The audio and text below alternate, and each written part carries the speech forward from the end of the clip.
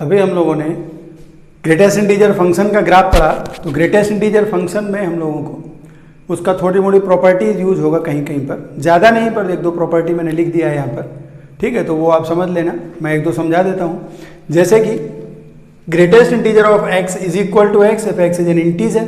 अभी मैंने आपको बताया था कि अगर x इंटीजर है, जैसे कि अगर आपने लिखा x इज -5, तो -5 का जो ग्रेटेस्ट इंटीजर होगा वो -5 होगा। x अगर 2 है तो उसका ग्रेटेस्ट इंटीजर 2 होगा। तो if greatest integer of x is equal to x, this implies that x is an integer, पहला हो गया। दूसरा अगर लिखा है x प्लस आई का ग्रेटेस्ट इंटीजर जो है वो greatest integer of x plus greatest integer of i आप लिख सकते हैं। यानी कि कोई भी नंबर x है, चाहे वो फ्रैक्शनल हो या इंटीजर हो, और उसके साथ में कोई नंबर इंटीजर i लिखा हुआ है, तो ग्रेटेस्ट इंटीजर आप ऐसे भी लिख सकते हैं उसका। जैसे मान लो मैं एग्जांपल लिख रहा हूँ, इसका एग्जांपल कोई ज़रूरी नहीं है। 2.5 प्लस 5 का ग्रेटेस्ट इंटीजर पूछा है आपसे, ठीक है। तो greatest integer of 2.5 into greatest integer of 5, आई क्या हो गया? इंटीजर, तो आप इसको 5 लिख दो। 2.5 का ग्रेटेस्ट इंटीजर 2 होता है, 2 प्लस 5 इक्वल टू 7। ये क्या लिखा हुआ है? 7.5 का ग्रेटेस्ट इंटीजर, 7.5 का ग्रेटेस्ट इंटीजर 7 होता है। Greatest integer of x plus y greater than और equal to greatest integer of x plus greatest integer of y। Greatest integer of x plus y greater than और equal to greatest integer of x plus greatest integer of y। इसका मतलब ये है कि जैसे आपने दो इंटीजर लिख दिए, x 2 प्लस 3 का ग्रेटेस्ट इंटीजर कितना होगा?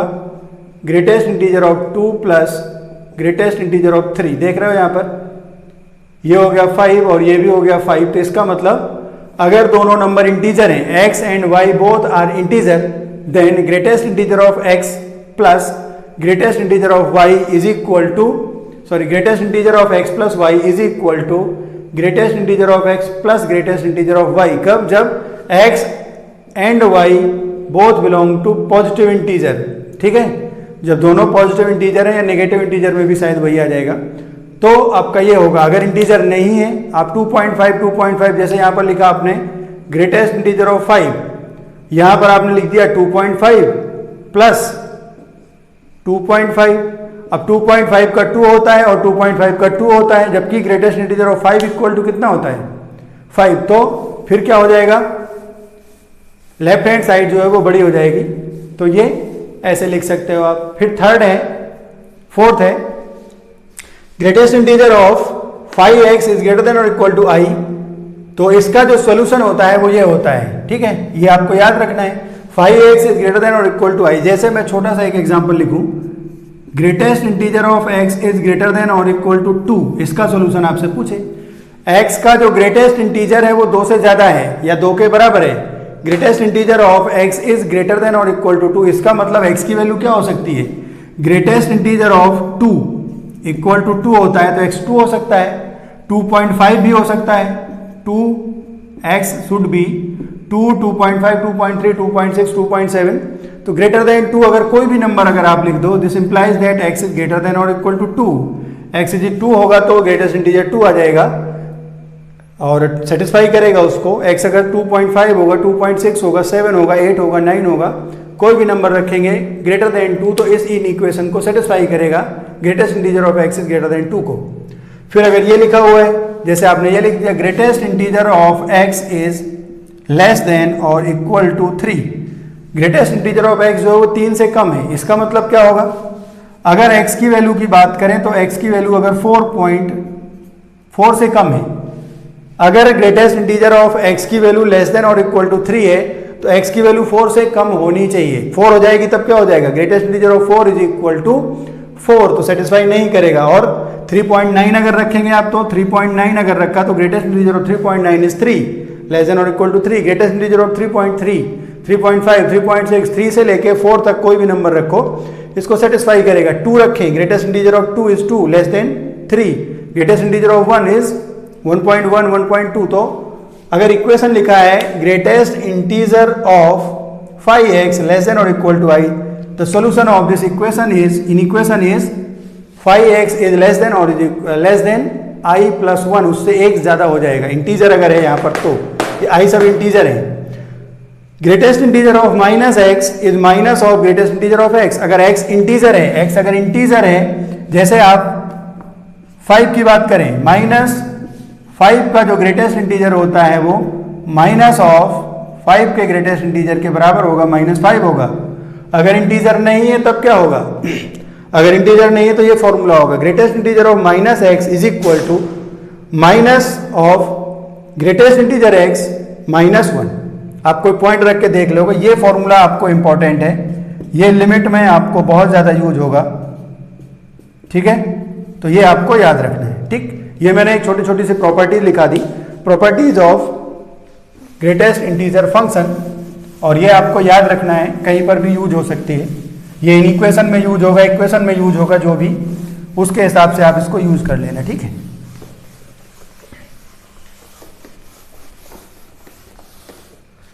Next is fractional part of x. Fractional part of function, इसको हम लिखते हैं y is equal to fractional part of x। तो फ्रैक्शनल पार्ट ऑफ x क्या होता है? फ्रैक्शनल पार्ट ऑफ x की जो वैल्यू होती है वो हमेशा 1 और 0 के बीच में होती है। जैसे कि आपने नंबर लिखा 5.6, 5.6, अगर हम इसके फ्रैक्शनल पार्ट की बात करें तो कितना होगा? 0.6 होगा। अगर आपने नंबर लिखा 2.3 तो फ्रैक्शनल पार्ट इसका होगा 0.3। अगर आपने नंबर लिखा 0.9 तो फ्रैक्शनल पार्ट इज 0.9, ठीक? अगर आपने 0.1 लिखा तो fractional part 0.1, fractional part of 0.1 is equal to 0.1। तो अगर नंबर 0 से 1 पर है तो फ्रैक्शनल पार्ट 0 से 1 के बीच में ही होता है। तो x fractional part of x is equal to x if x is from 0 to 1।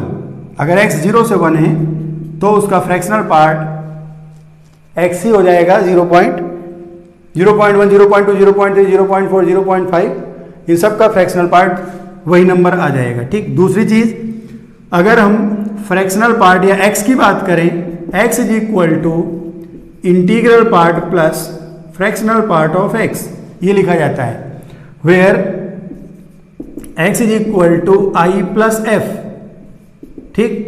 f जो है वो f is equal to fractional part of x, fractional part, और जो हमने i लिखा है is equal to greatest integer of x is equal to integral part of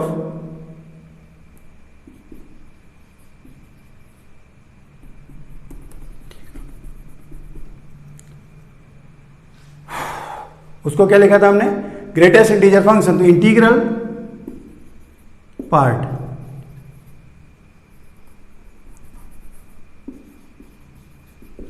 ये जो होगा वो इंटीग्रल पार्ट होगा, या इंटीग्रल वैल्यूज होगी इसकी, ठीक है? I plus F is equal to X plus X is equal to greatest integer of X plus fractional part of X. तो अगर हमें ग्राफ बनाना है y is equal to fractional part of x, तो यहां से आप अगर सॉल्व करेंगे, fractional part of x is equal to fractional part of x is equal to x minus integral part of x। इसका मतलब y equal to x minus greatest integer x, ठीक? तो अगर हमने यहां पर लिखा कि ये x है और यहां पर ये y इक्वल टू है x minus integral part of x, तो कैसे ग्राफ बनाएंगे हम इसका? यहां पर अगर हमने x का वैल्यू लिखा, x इज फ्रॉम 0 to 1, तो x की वैल्यू अगर 0 से 1 है तो y की वैल्यू क्या होगी? यहां पर y इक्वल टू x। क्यों होगा? x अगर 0 से 1 है तो ग्रेटेस्ट इंटीजर ऑफ x क्या होगा? 0। 0 होगा तो ये हो जाएगा x माइनस 0, तो ये x हो जाएगा। अगर x 0 से 1 है तो y की वैल्यू x है। अगर आपने लिखा है x 0, 1, x 2, अगर x की वैल्यू 1 से 2 है तो y इक्वल टू आएगा x, और ये नंबर अगर 1 से 2 है, 1 से 2 है तो उसका इंटीग्रल पार्ट जो होगा वो 1 होगा, और ये हो जाएगा x minus 1। If x is from 2x3 therefore y is equal to x minus 2। अगर x की वैल्यू -1, x 0 है तो जो y की वैल्यू होगी वो हो जाएगी x माइनस, और अगर नंबर 0 से -1 के बीच में है तो इंटीग्रल पार्ट उसका -1 होगा, तो ये हो जाएगा x प्लस 1 लाइन। तो ये आपका इंटीग्रल पार्ट और उसका आंसर आ जाएगा ग्राफ बनाने के लिए।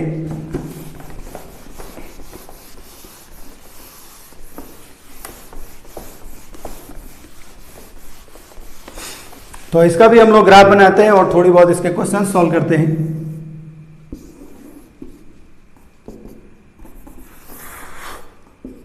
y is equal to fractional part of x, और ये है values. If x is from 0 to 1, y equal to x line.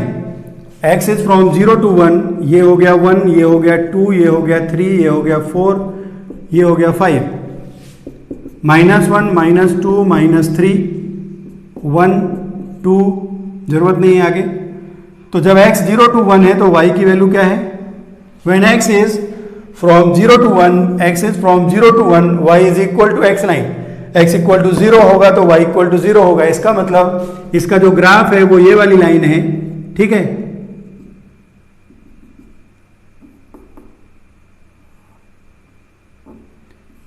This is the graph of y is equal to fractional part of x। अब इसमें एक चीज और tricky है, ये जो ग्राफ है ये पीरियोडिक फंक्शन है और इसका पीरियड होता है 1 से 0 के बीच में जो ग्राफ है यही ग्राफ रिपीट करता रहेगा। अगली जो लाइन होगी वो होगी x minus 1 line, y equal to x minus 1 line जब आप बनाओगे x इज इक्वल टू 1 पे y इक्वल टू 0 और y equal to x is equal to 1 पे y इक्वल टू 0 और x इज इक्वल टू 2 पे y इक्वल टू 1। 2 नहीं होगा क्योंकि 2 पर ओपन इंटरवल है, तो ये वाली लाइन बनेगी। फिर 2 से 3 के लिए ये वाली लाइन बनेगी, 3 से 4 के लिए ये वाली लाइन बनेगी, और 2 पर वैल्यू 0 है, 1 पर वैल्यू 0 है, 3 पर वैल्यू 0 है, 4 पर वैल्यू एग्जिस्ट नहीं कर रही है। x इज इक्वल टू 4, जब 4 होगा तो वैल्यू इसकी 0 होगी, sorry greatest integer, sorry fractional part of 1। जब इंटीजर है तो उसका फ्रैक्शनल पार्ट 0 होगा, fractional part of 4 0, fractional part of 5 0, fractional part of integer, integer का फ्रैक्शनल पार्ट 0 होता है। तो इंटीजर जब भी है फ्रैक्शनल पार्ट 0 है, और जब इंटीजर है तो फ्रैक्शनल पार्ट 0 है। ये वाली लाइन बनती रहेगी आपकी। This is the graph of y is equal to fractional part of x। यहां पर भी ऐसे लाइन बन जाएगी, ठीक है। तो ये जो ग्राफ है ये है y is equal to axis ax axis, और ये ग्राफ है y is equal to greatest integer of x का ग्राफ, ठीक। जब यहां पर x की वैल्यू होगी fractional part of x is equal to 0, this implies that x belongs to integer। या लिखा हो यहां पर कि x अगर इंटीजर है तो उसका फ्रैक्शनल पार्ट 0 होगा। फिर अगला अगर हम बात करें fractional part of x is equal to x if x is from 0 to 1, अगर नंबर 0 से 1 है तो उसका फ्रैक्शनल पार्ट भी 0 और 1 के बीच में होता है, तो सेम नंबर वही आ जाएगा। फिर number 3, fractional part of minus x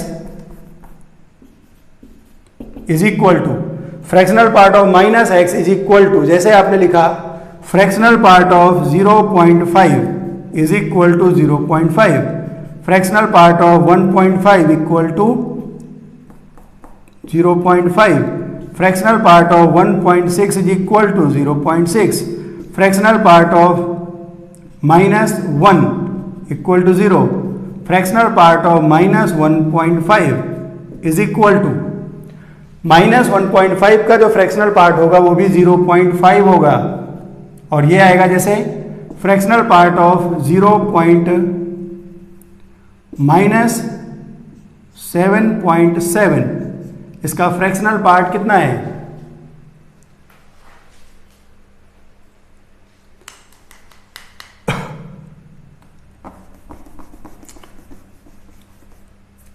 fractional part of -x is equal to 1 minus fractional part of x। Fractional part of -x is equal to 1 minus fractional part of x, ठीक है। ये हमने fractional part of x के बारे में पढ़ लिया। अब इसमें थोड़े से मैं 1-2 क्वेश्चन लिमिट के बता देता हूं।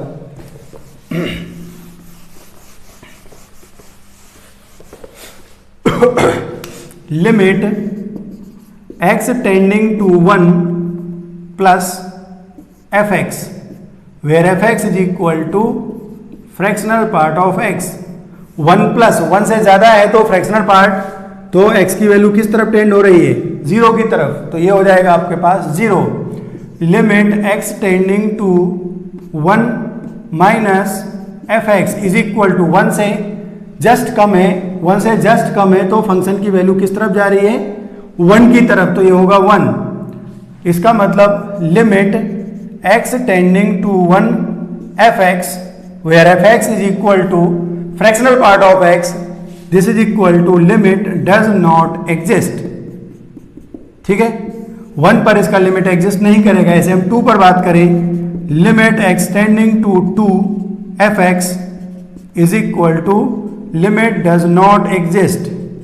किसी भी इंटीग्रल पॉइंट पर देखें आप, at any integral points at x is equal to 2 left hand limit 1 right hand limit 0, at x is equal to 3 left hand limit 1 और right hand limit 0, at limit x tending to x tending to 4 left hand limit 1 and right hand limit 0, तो किसी भी integral point पर इसका limit exist नहीं करेगा। बाकी points पर अगर हम बात करें, जैसे आपने लिखा limit x tending to 1.5 fractional part of x is equal to limit x tending to 1.5 plus और माइनस 1.5 मान लो, तो यहां पर होगा 1.5 पर इसका जो फ्रैक्शनल पार्ट होगा वो 0.5 होगा या 0.5 की तरफ टेंड करेगा। तो लेफ्ट हैंड लिमिट अगर हम उस पॉइंट पर बात करें तो 0.5 होगी, राइट हैंड लिमिट भी इसका 0.5 होगा, तो 0.5 या 1.5 पर इसका मतलब हो गया limit x tending to 1.5 fractional part of x is equal to 0.5। किसी भी नॉन इंटीग्रल पॉइंट्स पर उसका लिमिट एग्जिस्ट करेगा और आप ऐसे उसको सॉल्व कर देंगे। जैसे कि सारे इंटीग्रल पॉइंट्स पर लिमिट एग्जिस्ट नहीं करेगा, लेफ्ट हैंड लिमिट सारे इंटीग्रल पॉइंट्स पर 1 आएगी और राइट हैंड लिमिट सारे इंटीग्रल पॉइंट्स पर 0 आएगी।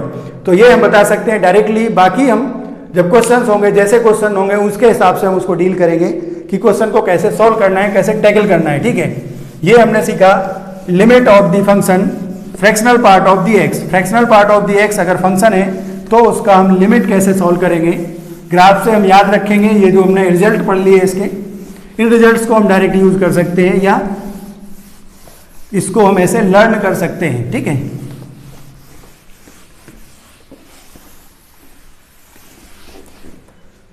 फिर हम इसमें एक एग्जांपल देते हैं, एक बहुत बढ़िया सा। Limit x tending to π/2 sin x is equal to, और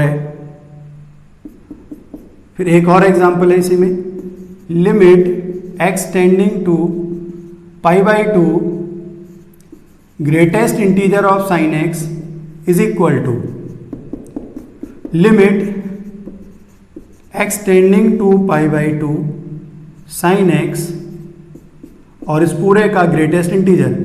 ये तीनों लिमिट्स जो हैं वो अलग अलग आएंगी और तीनों पर हमें एक थोड़ी सा कॉन्सेप्ट सीखने को मिलेगा, एक रिजल्ट मिलेगा यहाँ से। ये sin x का ग्राफ होता है x 0 पाई टू पाई, हमें सिर्फ π/2 से मतलब था वैसे तो, π/2 y एक्सिस और x एक्सिस। π/2 पर आपको सबको पता है कि साइन की वैल्यू जो होती है वो sin π/2 1 होता है। तो अगर हम इसकी बात करें, अगर x टेंडिंग टू π/2 है from the left hand side तो इसका वैल्यू 1 है, x टेंडिंग टू π/2 है from the right hand side तो भी इसका वैल्यू 1 की तरफ टेंड हो रहा है। तो दोनों केस में 1 की तरफ टेंड हो रहा है, तो limit x tending to π/2 sin x is equal to 1 होगा। Limit x tending to π/2 greatest integer of sin x, तो अगर आप यहां पर देखो π/2 से जस्ट पहले देखेंगे तो इसकी वैल्यू क्या होगी, 1 से जस्ट कम होगी। ठीक है, limit x tending to π/2 minus, π/2 minus होगा तो sin x की वैल्यू जो है वो 1 से जस्ट कम होगी। 1 से अगर जस्ट कम होगी तो उसका ग्रेटेस्ट इंटीजर 0 होगा। π/2 प्लस पर अगर हम बात करें तो फिर से जो वैल्यू है इसकी टेंडिंग टू 1 होगी, 1 से जस्ट कम होगी तो इसका जो ग्रेटेस्ट इंटीजर है वो 0 आएगा। इस केस में अगर हम बात करें तो क्या होगी, limit x tending to π/2 greatest integer of sin x पहले क्या करना है इसमें देखो, इस क्वेश्चन में पहले आपने ये क्वेश्चन सॉल्व कर लिया, जैसे आपने यहां पर सॉल्व किया limit x tending to pi by 2 sine x is equal to 1, तो इसका वैल्यू 1 है और 1 का ग्रेटेस्ट इंटीजर लिखोगे तो ये 1 आएगा। ये ऐसे करना है आपको, याद रखो इसको, एक कॉन्सेप्ट छोटा सा है, समझ में आना चाहिए आपको। जैसे ये लिखा है तो limit x tending to pi by 2 sine x is equal to 1 होता है, फिर उसका ग्रेटेस्ट इंटीजर लिखेंगे तो 1 आएगा। पहले हमने साइन एक्स का ग्रेटेस्ट इंटीजर लिखा, when x is tending to pi by 2, तो 1 से जस्ट कम होगा तो ग्रेटेस्ट इंटीजर उसका 0 आएगा। फिर इसके बाद नेक्स्ट जो चीज हमें पढ़नी है, अभी मैं आपको बहुत सारे ग्राफ्स इसी के साथ कराऊंगा, ठीक है।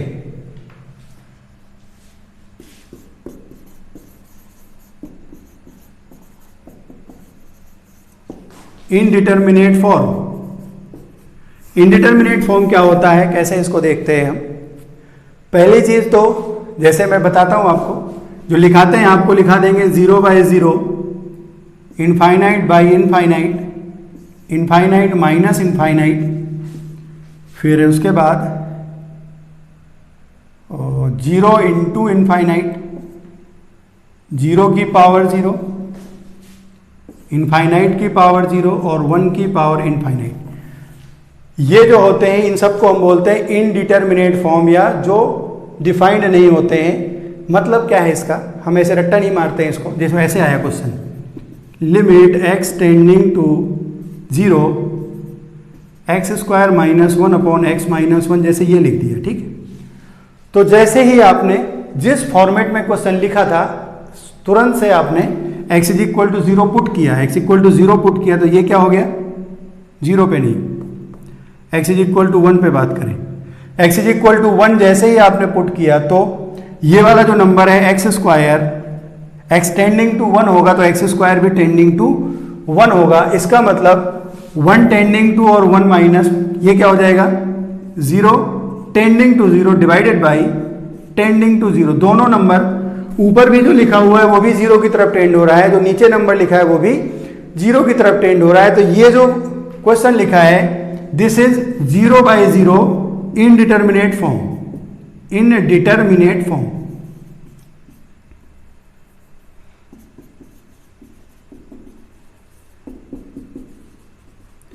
ये 0 बाई 0 फॉर्म है, 0 बाई 0 इनडिटर्मिनेट फॉर्म है। इसका आंसर क्या आएगा, सॉल्यूशन क्या होगा, सॉल्व कैसे करेंगे, वो सब बात की चीज है। सबसे पहले जो आपको समझना है, जो क्वेश्चन लिखा है उस पर आपने जो लिमिट लिखी है वो लिमिट लगा दी, तब आपने देखा इसकी वैल्यू कहां जा रही है, 0 बाई 0 बन रही है, और इन 7 में से कोई भी वैल्यू बने उसको हम बोलेंगे इनडिटर्मिनेट फॉर्म। तभी हमें लिमिट सॉल्व करनी है, तभी हमें लिमिट के कॉन्सेप्ट यूज करने हैं, ठीक है। अगर कहीं पर क्वेश्चन लिखा आपने limit x tending to 1 x square minus 4 divided by x minus 2, इस क्वेश्चन में आपने x इज इक्वल टू 1 रखा, x इज इक्वल टू 1 रखा तो हो गया 1 माइनस 4 डिवाइडेड बाई 1 माइनस 2, इसका मतलब minus 3 divided by minus 1 is equal to 3, तो हमें कोई प्रॉब्लम ही नहीं है।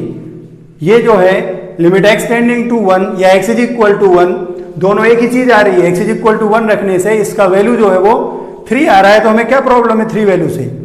अगर इसी क्वेश्चन में हम बात करें limit x tending to 2 x square minus 4 divided by x minus 2 is equal to, x is equal to 2 रखेंगे तो ये 0 अपॉन 0 बनेगा, या tending to 0 upon tending to 0 बनेगा। This is indeterminate form, indeterminate form.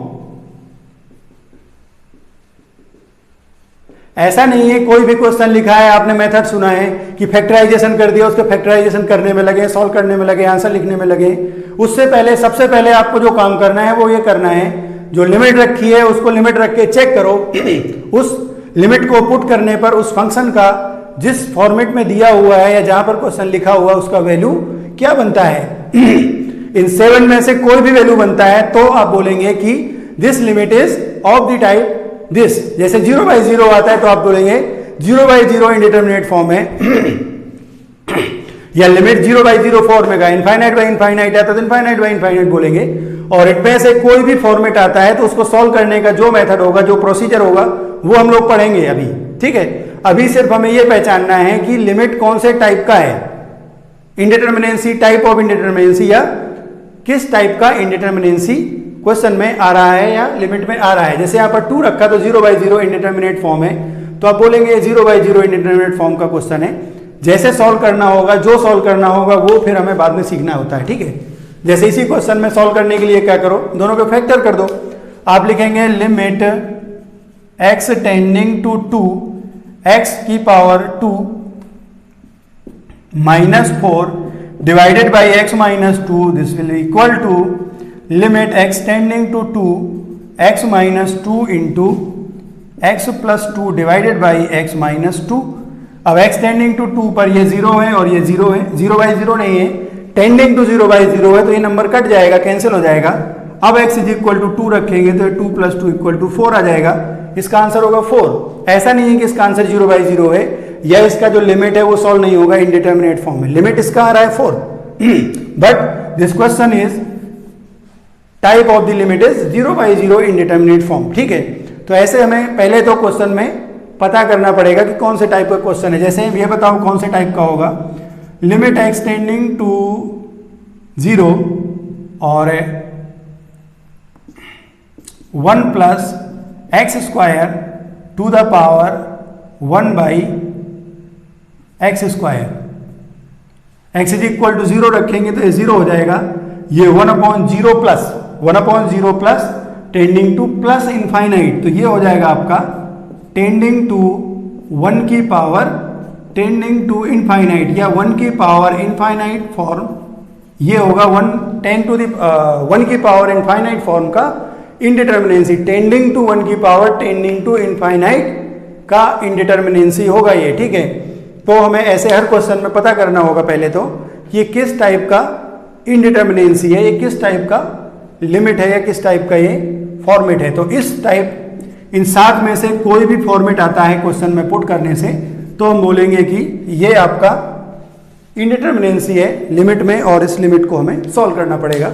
ये तो हमें फिर सीखना ही पड़ेगा। मैथमेटिक्स में आपको ऐसा नहीं होता है कि आपने 0 × इनफाइनाइट देखा क्वेश्चन छोड़ दिया। 0 × इनफाइनाइट मिलेगा तभी लिमिट सॉल्व करना है, ठीक है। 0 × 0 मिलेगा तो 0 होता है, 0 × 1 मिलेगा 0 होता है, ठीक है। तो ये होगा आपका इंडिटरमिनेट फॉर्म। कौन कौन से इंडिटरमिनेट फॉर्म होते हैं वो हम लोग ऐसे पता करेंगे। जो क्वेश्चन दिया है और जो लिमिट लिखा है वो लिमिट पुट करेंगे। जो लिमिट पुट करने से इन 7 में से कोई भी फॉर्मेट आता है तो वो आपका इनडिटरमिनेट फॉर्म होता है। इनफाइनाइट माइनस इनफाइनाइट 0 नहीं होता है। इनफाइनाइट माइनस इनफाइनाइट का मतलब है tending to infinite minus tending to infinite. इस वाले में जो प्लस इनफाइनाइट है, इन दोनों में देखो दोनों इनफाइनाइट जो है वो अलग अलग हो सकते हैं। एक टेंडिंग टू प्लस इनफाइनाइट हो, एक टेंडिंग टू माइनस इनफाइनाइट हो, सॉल्व हो जाएगा। इस वाले केस में इनफाइनाइट माइनस इनफाइनाइट में both tending two plus infinite और माइनस इनफाइनाइट दोनों जो है वो सेम होने चाहिए। प्लस है तो प्लस, माइनस है तो माइनस, ठीक है। और इनफाइनाइट प्लस इनफाइनाइट लिखा है तो क्या होगा, इनफाइनाइट प्लस इनफाइनाइट जो होता है वो इनफाइनाइट होता है, ठीक है। ये रूल है इसका। तो ये आपके इंडिटरमिनेट फॉर्म है।